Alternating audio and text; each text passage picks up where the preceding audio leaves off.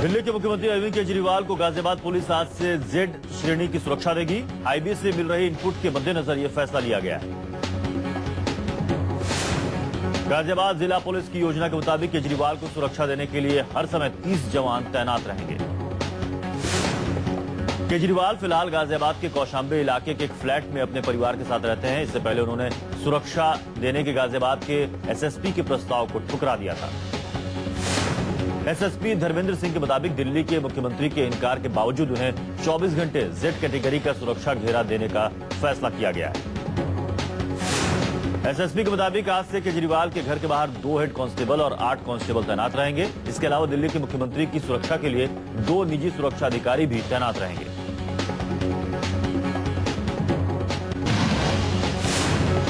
कुमार विश्वास के पहले दिन की रैली के बाद आज के एजेंडे में अमेठी की दलित महिला सुनीता कोरी से मुलाकात का कार्यक्रम। कहा जा रहा है कि आज कुमार विश्वास अमेठी में आम आदमी पार्टी के कार्यकर्ताओं से मिलेंगे, साथ ही पार्टी की सदस्यता अभियान को आगे बढ़ाएंगे। अमेठी में कुमार विश्वास के साथ आशुतोष और संजय सिंह भी मौजूद हैं। कुमार विश्वास के लिए अमेठी में आज का दिन बेहद अहम है। माना जा रहा है कि अमेठी की अलग अलग विधानसभाओं में कुमार विश्वास का दौरा हो सकता है। सुनीता कोरी वही दलित महिला है जिनके घर कांग्रेस के उपाध्यक्ष राहुल गांधी भी ठहर चुके हैं। इसी कड़ी में कुमार विश्वास की मुलाकात को अहम माना जा रहा है। अमेठी की सीट पर आपकी दावेदारी की ताल ठोकने मैदान में उतरे कुमार विश्वास को अपने पुराने विवादित बयान को लेकर कुछ संगठनों के विरोध का भी सामना करना पड़ा। अमेठी में काले झंडे और पत्थरबाजी से शुरू हुआ कुमार विश्वास का स्वागत, धर्म विशेष को लेकर टिप्पणी का आरोप। अमेठी में पत्थर और काले झंडे से स्वागत होने के बावजूद कुमार विश्वास का विश्वास नहीं डिगा। कहा अमेठी से किसी कीमत पर नहीं हटेंगे। आम आदमी पार्टी के कुमार विश्वास ने अमेठी में अपने चुनाव अभियान का शंखनाद किया। कुमार विश्वास की जन विश्वास रैली के दौरान जमकर हंगामा हुआ। कुमार विश्वास की रैली के दौरान भीड़ में काले झंडे लेकर पहुंचे कुछ लोगों ने वहां जमकर बवाल किया। भीड़ ने कुमार विश्वास के खिलाफ नारे लगाए, काले झंडे दिखाए, वहीं पर उनका पुतला भी फूंक दिया। कुमार विश्वास ने अपने भाषण में राहुल गांधी पर जमकर निशाना साधा और कांग्रेस पर वंशवाद की राजनीति का आरोप लगाया। कुमार विश्वास को अमेठी पहुंचने पर भी विरोध का सामना करना पड़ा। उनके काफिले पर पथराव किया गया। लखनऊ से अमेठी जाते वक्त जगदीशपुर के पास कुछ प्रदर्शनकारियों ने उन्हें काले झंडे दिखाए और उनकी कार पर स्याही फेंकी। आपके नेता संजय सिंह और हाल ही में आप ज्वाइन करने वाले आशुतोष भी रैली में शरीक हुए। संजय सिंह ने रैली में दावा किया कि कुमार विश्वास 1 लाख वोटों से जीतेंगे। संजय सिंह के मुताबिक कुमार विश्वास पर हमले किए जा रहे हैं, लेकिन इन हमलों से वे परेशान होने वाले या हटने वाले नहीं हैं। आप पार्टी ज्वाइन करने वाले आशुतोष ने भी जनता को पहली बार एक राजनेता के तौर पर संबोधित किया। उन्होंने सबसे पहले भारत माता की जय का नारा लगाया और फिर अपने भाषण से खूब तालियां बटोरी।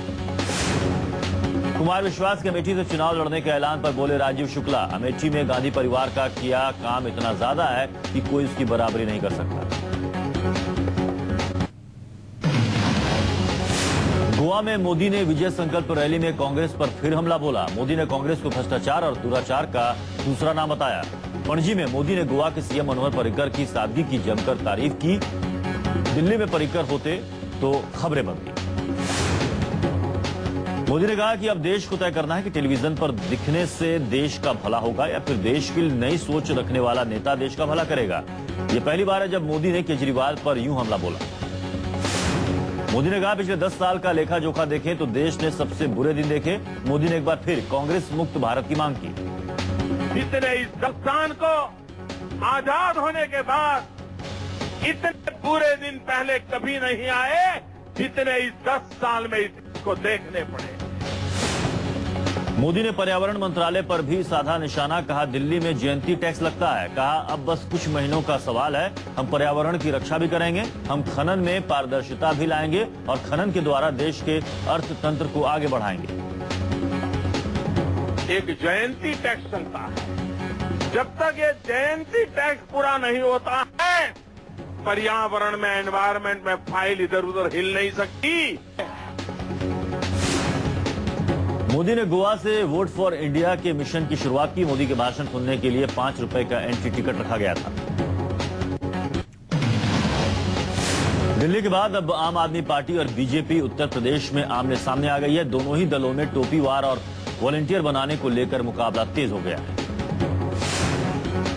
बीजेपी का जहां कैंप लगा होता है, वहीं आम आदमी पार्टी भी कैंप लगाकर लोगों को पार्टी में शामिल करने में जुट गई है।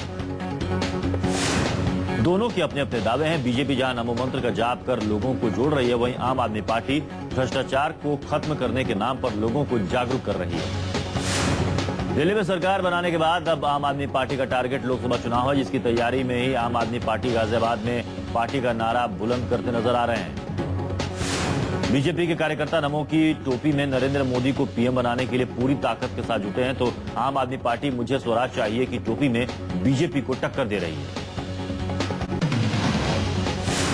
भारतीय सेना ने अपने जवानों को हेमराज जैसी घटनाओं से निपटने के लिए कोर बैटल स्कूल में प्रशिक्षण देना शुरू कर दिया, ताकि दुश्मन हेमराज जैसी घटना को अंजाम दोबारा न दे पाए। इस ट्रेनिंग का मकसद जवानों को सीमा पर जाने से पहले उन्हें सीमा पर होने वाले सभी संभावित हमलों से निपटने के लिए गुर सिखाना है, जिसमें अब गला काटने वाली घटना भी शामिल है। भारतीय सेना इस ट्रेनिंग के जरिए जवानों को आत्मरक्षा के गुर सिखाने के साथ ही जवानों के आत्मविश्वास को भी बढ़ाने का काम करेगी। इस स्कूल में जवानों को काउंटर इमरजेंसी, स्निपर फायर, दोनों कंधों से फायरिंग के साथ ही दुश्मनों के हमले से निपटने के गुर सिखाए जाते हैं, ताकि दुश्मनों को करारा जवाब दिया जा सके। जम्मू जिले के पूंछ सेक्टर में बीते साल भारतीय जवानों के सर कलम की घटना ने पूरे देश को झकझोर कर रख दिया था। घटना का एक वीडियो सामने आने के बाद शहीद लांस नायक हेमराज का बदला लेने की मांग तेज हो गई है। प्रधानमंत्री मनमोहन सिंह आज दिल्ली में राज्य अल्पसंख्यक आयोग की वार्षिक कॉन्फ्रेंस का उद्घाटन करेंगे। इस वार्षिक कॉन्फ्रेंस का आयोजन अल्पसंख्यकों के कल्याण के लिए पीएम की 15 सूत्री कार्यक्रम पर आधारित होगा।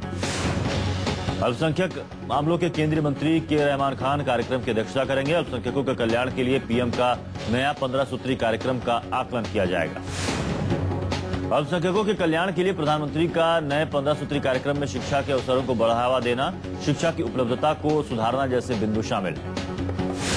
इसके साथ ही इस प्रधानमंत्री के इस कार्यक्रम में उर्दू शिक्षण के लिए और अधिक संसाधन जुटाने जैसे बिंदु भी शामिल हैं। कॉन्फ्रेंस में पीएम के 15 सूत्री कार्यक्रम पर मंथन किया जाएगा। फरीदाबाद में विदेश मंत्री सलमान खुर्शीद के कार्यक्रम में जबरदस्त हंगामा कर रहे शख्स पर लोगों ने फेंकी कुर्सियां, सरेआम की पिटाई, युवक ने दिखाया था काला झंडा। फरीदाबाद में एक शख्स अचानक हंगामा करने लगा, इसके बाद विदेश मंत्री के सामने ही उसकी पिटाई हुई। बाद में पुलिस ने इस शख्स को गिरफ्तार कर लिया। नोएडा में दुकानदारों ने नोएडा अथॉरिटी के खिलाफ किया जबरदस्त विरोध प्रदर्शन। सेक्टर 12 के दुकानदारों का आरोप है कि प्राधिकरण जबरन बिल्डर को देना चाहता है जमीन। नोएडा में दुकानदारों की मांग है कि दुकानें हटने से उनके सामने रोजी रोटी का संकट आ जाएगा। लोगों ने नोएडा अथॉरिटी पर मिलीभगत का आरोप लगाया। अखिलेश यादव ने एक बार फिर सैफई महोत्सव को लेकर मीडिया पर लगाया आरोप, कहा बदनाम करने की हो रही है साजिश। अखिलेश ने एक बड़े यूनिवर्सिटी के वीसी पर भी लगाए गंभीर आरोप। सैफई महोत्सव में हुए खर्च को लेकर यूपी के मुख्यमंत्री अखिलेश यादव भले ही मीडिया से हिसाब मांग रहे हों, लेकिन उनके ही पार्टी के एक विधायक उनसे इत्तेफाक नहीं रखते हैं। उत्तर प्रदेश अल्पसंख्यक आयोग और वित्त विकास निगम के चेयरमैन मोहम्मद जियाउद्दीन रिजवी का कहना है कि सफाई महोत्सव का बजट 100 करोड़ रुपए का है। रिजवी ने कहा कि मायावती सरकार के समय भी सफाई महोत्सव के लिए 100 करोड़ का बजट पास हुआ था, जबकि अखिलेश यादव ने महोत्सव के लिए सिर्फ 10 करोड़ का खर्च बताया था। सफाई महोत्सव के आयोजन को सही ठहराते हुए मुख्यमंत्री ने कहा था कि मुंबई के कलाकारों का इसमें आना कोई नई बात नहीं है। मुख्यमंत्री अखिलेश यादव ने कहा था कि सफाई महोत्सव के लिए सरकार ने 1 करोड़ रुपए का प्रावधान बजट में किया था। महोत्सव के आयोजन के लिए गठित समिति स्थानीय लोगों की मदद से धन जुटाती है। केंद्रीय इस्पात मंत्री बेनी प्रसाद वर्मा ने कहा कि हमें प्रधानमंत्री पद के लिए गुजरात का आदमखोर नहीं, इंसान चाहिए। नरेंद्र मोदी का नाम लिए बगैर उन्होंने कहा जिन्हें इतिहास भूगोल की जानकारी नहीं है, वो आज प्रधानमंत्री बनने का ख्वाब देख रहे हैं। बेनी की 2 टूक, कहा कांग्रेस मुक्त भारत की बात कहने वालों को ध्यान रखना चाहिए कि कांग्रेस इस देश के डीएनए में शामिल है। उन्होंने कहा कि प्रधानमंत्री पद के लिए सबसे योग्य उम्मीदवार राहुल गांधी ही हैं। बेनी के बयान पर भड़की बीजेपी नकवी बोले, मौजूदा हालात में कांग्रेस के नेता करप्शन की नाव पर सवार हैं, उन्हें आगे का कुछ दिखाई नहीं दे रहा है। स्मृति ईरानी का बेनी के बहाने कांग्रेस पर हमला, कहा कांग्रेस लीडरों को मोदी पर बोलने का बहाना चाहिए। दिल्ली में निजामुद्दीन के पास भोगल इलाके में ऑडी कार का एक्सीडेंट हो गया। रात करीब 12 बजे के आसपास यह हादसा हुआ। इस घटना में ऑडी कार का ड्राइवर घायल हो गया। कार की तेज रफ्तार होने की वजह से ड्राइवर ने अपना नियंत्रण खो दिया। कार की रफ्तार इतनी तेज थी कि कार सड़क पर कई बार पलटी खाने के बाद फुटपाथ पर चढ़कर रुक गई। जहां हादसा हुआ वहां फुटपाथ पर कुछ लोग सो रहे थे। हालांकि कार के रुक जाने से सभी की जान बच गई। कार की रफ्तार इतनी ज्यादा थी कि उससे हादसा और गंभीर हो सकता था, लेकिन सभी की जान बाल बाल बच गई।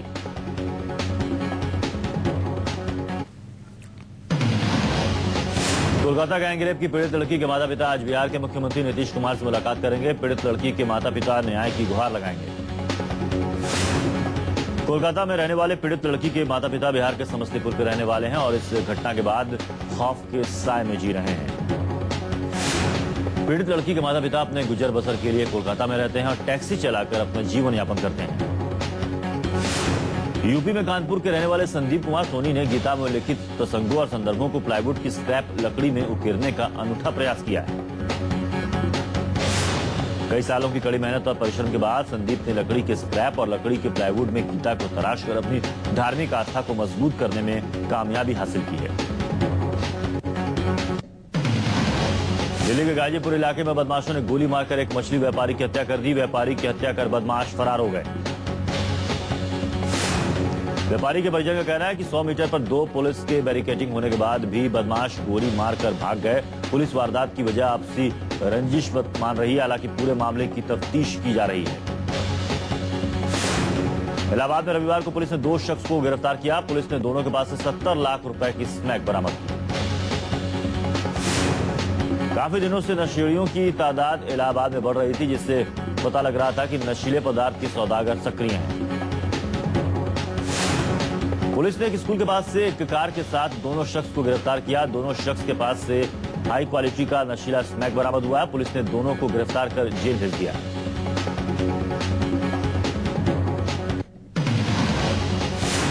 महाराष्ट्र में रविवार को शिव सैनिकों की गुंडागर्दी। कोल्हापुर में 2 टोल नाकों को किया आग के हवाले। टैक्स का विरोध कर रहे थे शिव सैनिक।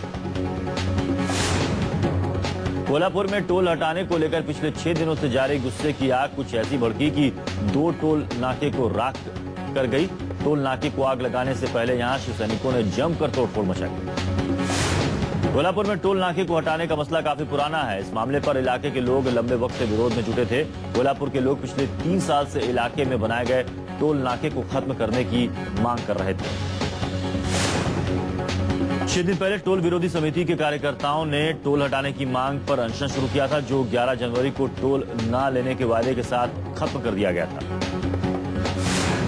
12 जनवरी की सुबह टोल नाके पर फिर से टोल वसूला जाने लगा। इसकी खबर आग की तरह आसपास के इलाके में फैल गई। इसके बाद पूरे शहर में हंगामा मच गया। शिवसेना समेत दूसरी पार्टियों के कार्यकर्ताओं ने मौके पर पहुंचकर नारेबाजी शुरू कर दी।